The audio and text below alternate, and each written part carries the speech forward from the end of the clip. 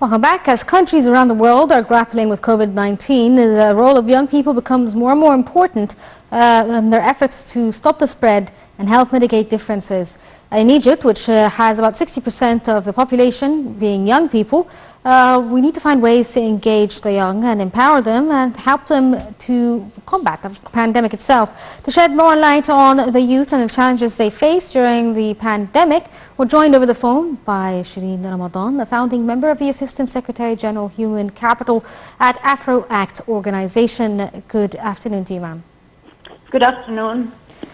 Do you believe that coronavirus pandemic has contributed to raising awareness towards the importance of information technology? Right. Well, I don't think that coronavirus on its own contributed to raising awareness towards the importance of information technology. I believe everybody already knew how important information technology is. But coronavirus, I believe, taught us two very important lessons in this arena. The first is to be prepared with the infrastructure that allows you to utilize the latest technology available in case the need is there. Like, for example, some companies in the past used to have the ability or the infrastructure that allows them a strong network, strong security, etc., that allows them to make remote meetings or online meetings, conference calls, and so on. But other countries didn't have the ability for that.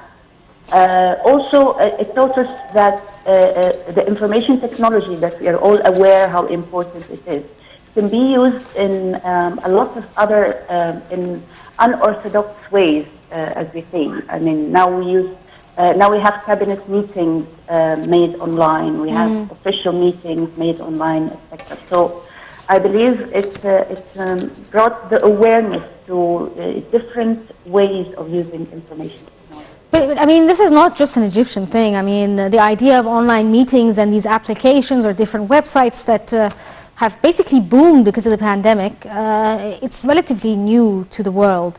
People are used to going to offices and, you know, attending conferences or whatever. Do you think that this will be the future post the coronavirus pandemic? Right. Well, to anticipate whether it's going to be the default way of communicating, I really cannot tell. But all what I know is that this is it's a tool that has been available for us to use side by side. If you come to my personal opinion, and this is no official opinion whatsoever, my personal opinion is that we should not jump into using the online remote communication, whether it's in a business, whether it's in official meetings, whether it's in education even, as the default way of communication. Because it definitely has its pros, but it has a lot of obstacles. I mean, you cannot substitute the human interaction and the communication altogether with the online communication.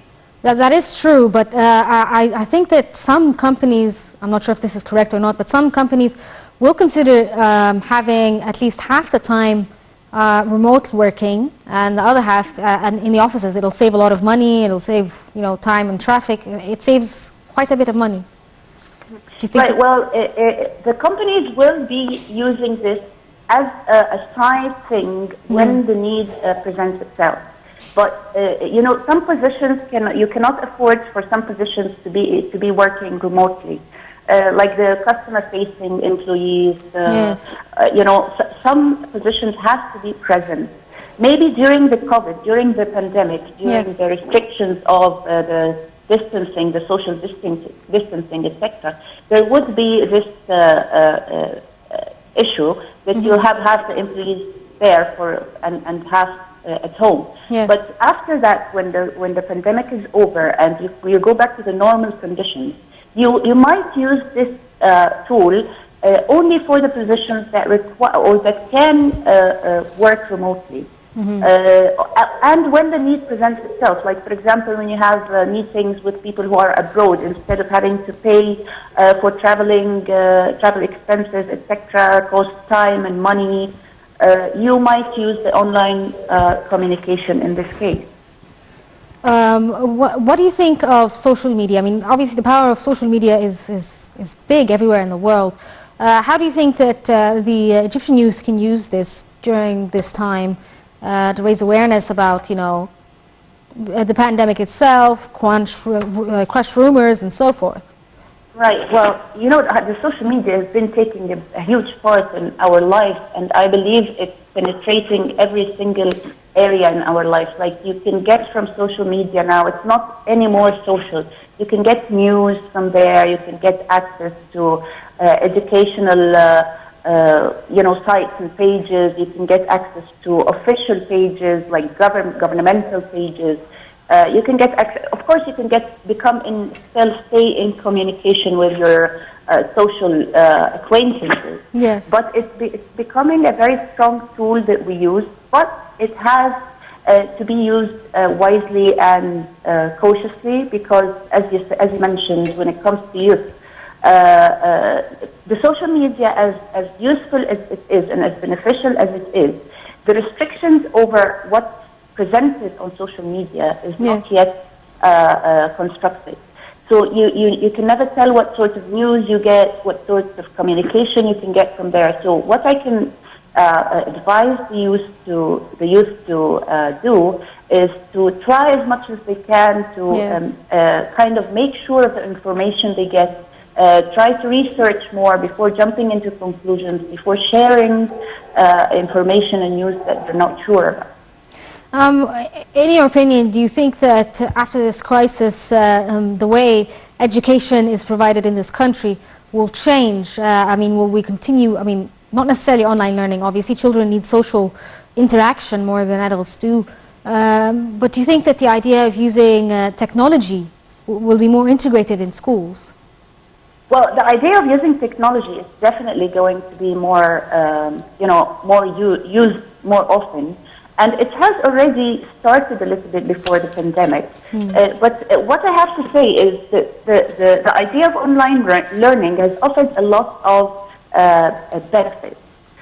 For example, I mean, online learning can offer you the chance to learn anything you want, even if the universities are not close by, even if the topic you want to study is not available in your country altogether. You can still go online, register in a university anywhere in the world and learn.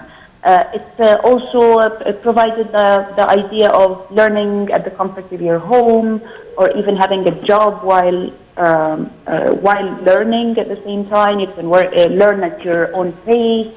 It's offered a lot of benefits. Yes. But in the same time, especially for young generation, it has a certain restrictions as well. As you mentioned, the young generation, especially children and young teenagers, they require the social interaction, the human interaction, the activities, the idea of going to school, having sport, moving around, connecting with people, etc. So you cannot say that online learning will substitute altogether the actual learning.